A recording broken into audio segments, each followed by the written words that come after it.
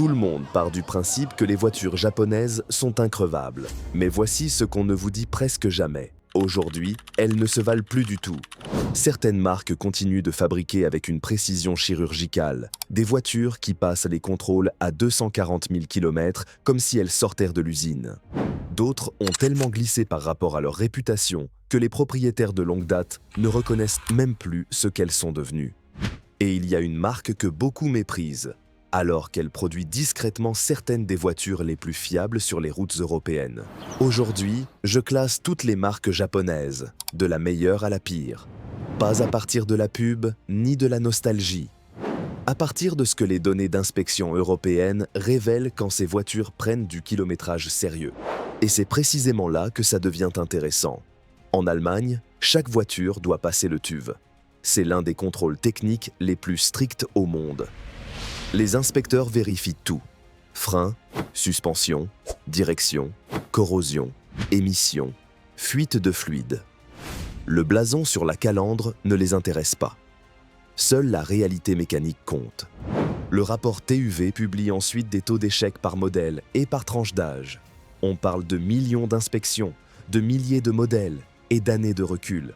Quand une marque traverse ces contrôles de manière régulière, ce n'est pas du marketing. C'est de l'ingénierie qui résiste à l'examen. Au Royaume-Uni, la logique est similaire avec leur contrôle technique annuel, ce qui crée une base immense de données sur les défauts qui apparaissent et les points qui lâchent selon le kilométrage. Ajoutez à ça les enquêtes de fiabilité indépendantes, les retours de propriétaires et les statistiques de panne de l'ADAC, l'Automobile Club allemand, qui montrent quelles marques laissent vraiment des conducteurs sur le bord de la route.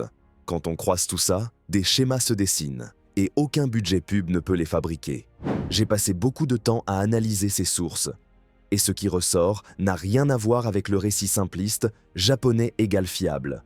C'est beaucoup plus nuancé. Pour certaines marques, c'est même franchement accablant. L'une des marques que tout le monde balaie d'un revers de main surperforme des alternatives supposées premium. Et une autre vit surtout sur un prestige qu'elle ne mérite plus totalement.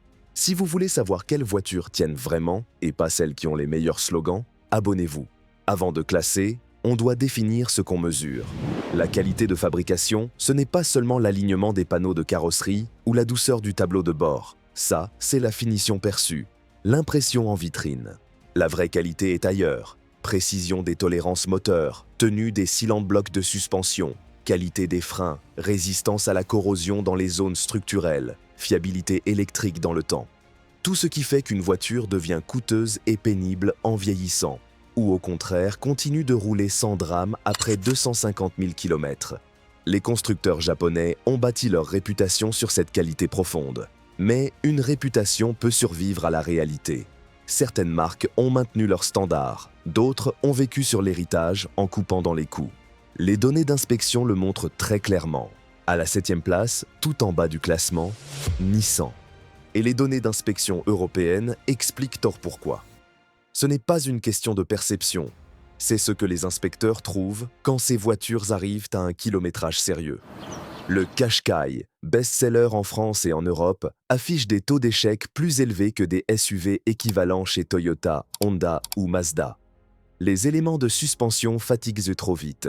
Des soucis de freinage apparaissent plus tôt qu'ils ne devraient. Et les petits problèmes électriques s'accumulent. Pour un modèle qui cartonne dans les ventes, le profil de possession à long terme est décevant. Et il y a un point impossible à éviter, la boîte CVT.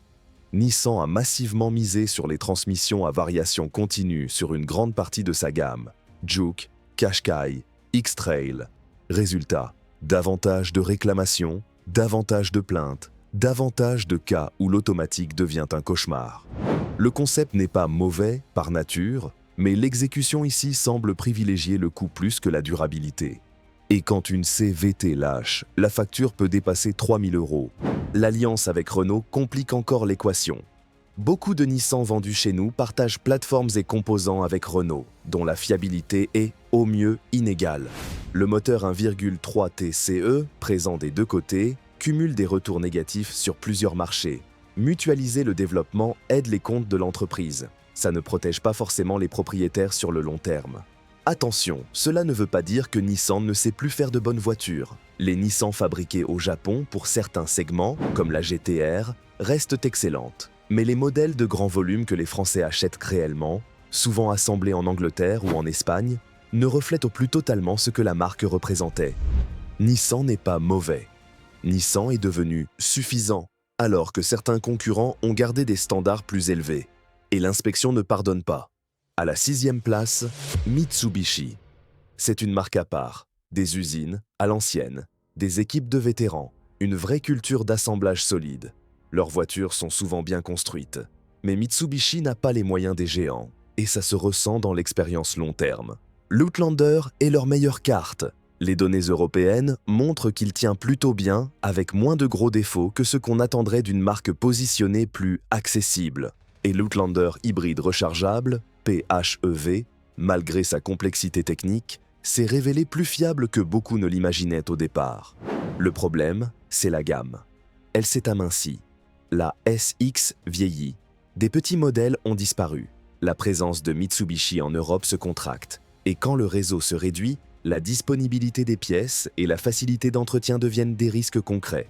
Côté mécanique, les blocs essence 2,0 et 2,4 restent simples et durables.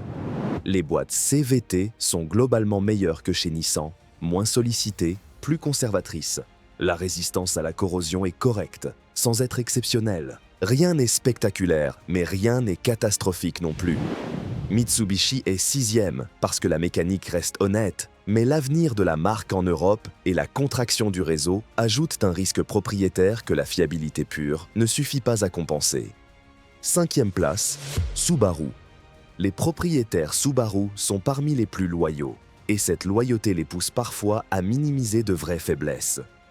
La marque fabrique des véhicules robustes, capables, avec une transmission intégrale symétrique qui fonctionne réellement. Ce n'est pas une promesse marketing. Quand les conditions se dégradent en montagne ou sous la pluie, ces voitures font le travail. Mais la fiabilité Subaru est plus complexe que ce que les fans racontent. Le moteur Boxer, à plat, c'est la signature de la marque, et aussi son talon d'Achille. Les problèmes de joints de culasse ont marqué les générations plus anciennes. Les moteurs récents se sont améliorés, mais la conception à plat impose toujours des contraintes d'entretien. Avec cette architecture, des opérations routinières deviennent plus longues et plus chères. Changer des bougies ou des joints de cache-culbuteur sur un moteur Boxer peut coûter nettement plus cher que sur un moteur classique en ligne, simplement à cause de l'accès difficile. Ce qui serait une facture légère chez Honda ou Toyota peut se transformer en facture lourde chez Subaru. Les données TÜV donnent une image mitigée mais claire. Les Forester et Outback passent souvent les inspections à des taux supérieurs à la moyenne pour leur âge. Les éléments de suspension et de freinage tiennent bien malgré le stress de la transmission intégrale. Et justement, la transmission intégrale, elle, est réputée très solide. En revanche, la part de marché plus faible en Europe réduit parfois la taille des échantillons, ce qui introduit un peu plus d'incertitudes statistiques. Côté transmission, la boîte automatique Linertronic de Subaru fait mieux que celle de Nissan. Mais ce n'est pas parfait. Elle est globalement robuste, mais génère plus de soucis que les automatiques traditionnelles qu'on retrouve chez Toyota. Et si vous cherchez la durabilité maximale, la boîte manuelle, quand elle existe encore, reste la meilleure option. Problème, les manuels disparaissent progressivement du catalogue. Sur la qualité perçue, Subaru joue la carte du fonctionnel. Les intérieurs ne cherchent pas à impressionner. La finition est correcte, sans éclat. La peinture est acceptable, les ajustements tiennent, mais rien ne justifie un bonus particulier sur ce terrain. Subaru privilégie l'utilitaire au spectaculaire. C'est un choix cohérent, mais ça ne suffit pas pour grimper plus haut dans un classement aussi compétitif. Subaru est 5e parce que ces voitures peuvent être très durables si vous savez exactement dans quoi vous vous engagez. La transmission intégrale est solide, le moteur Boxer a du caractère, mais il demande de la discipline et un budget entretien plus élevé. 4e place, Honda. Honda a construit sa légende sur une idée simple, l'ingénierie d'abord. Les moteurs VTEC qui ont marqué les années 90, les boîtes manuelles qui servent encore de référence, les trains roulants intelligents, capables de rendre une Civic plus agréable à conduire que ce que son segment laissait supposer. Cette réputation reste largement méritée. Les données TÜV montrent des Honda qui vieillissent bien, avec des taux de défaut sérieux inférieurs à la moyenne du segment, même à fort kilométrage. Et il y a un modèle qui revient constamment comme un champion, la Honda Jazz. Année après année, Elle apparaît parmi les plus faibles taux de défaut. Les enquêtes de fiabilité la placent très régulièrement tout en haut ou presque. Elle gagne grâce à une approche conservatrice et intelligente. Une conception pensée pour durer, pas pour briller sur une fiche technique. La Jazz n'est pas cool, mais elle est cohérente. Une conception intérieure astucieuse, une mécanique qui ne cherche pas la performance à tout prix. Cette logique se traduit en longévité, et c'est exactement ce que l'inspection confirme. Mais il faut aussi être honnête, ces dernières années ont apporté de vrais signaux d'alerte. Le moteur 1,5 turbo sur certaines Civic et CR-V a été associé à des problèmes de dilution de l'essence dans l'huile en climat froid, ce qui impose des vidanges plus fréquentes et une vigilance accrue. Honda a proposé des mises à jour et des extensions de garantie, mais l'épisode rappelle une chose, même Honda peut se tromper quand elle court après des objectifs d'efficience. En parallèle, les hybrides récents semblent mieux partis.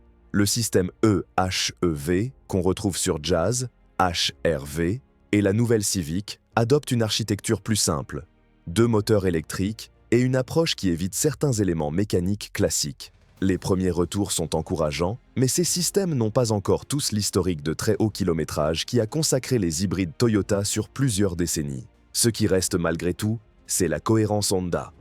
Peu importe l'usine, on sent une attention aux interactions entre les composants, une harmonie mécanique qui se retrouve sur le long terme.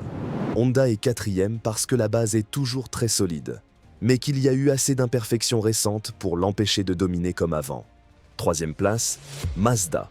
Mazda fait quelque chose que presque personne n'ose encore faire. Refuser certaines tendances qui sacrifient la fiabilité. Pendant que tout le monde passait à des petits moteurs turbo-compressés à 3 cylindres, Mazda est resté, dans de nombreux cas, sur des moteurs atmosphériques, sans turbo. Pendant que d'autres misaient sur les boîtes à double embrayage fragiles, Mazda a continué à perfectionner des automatiques conventionnelles à convertisseurs de couple. Cette obstination se paie aujourd'hui, mais dans le bon sens. La technologie Skyactiv est le cœur de cette stratégie. Moins de complexité, moins de pièces qui vieillissent mal, moins de gros organes soumis à des contraintes extrêmes. Et surtout, une philosophie. Ne pas courir derrière les chiffres marketing, mais derrière la durabilité. Les données d'inspection le montrent, la Mazda 3 et le CX-5 apparaissent régulièrement parmi les catégories à faible taux de défaut sérieux dans leur tranche d'âge.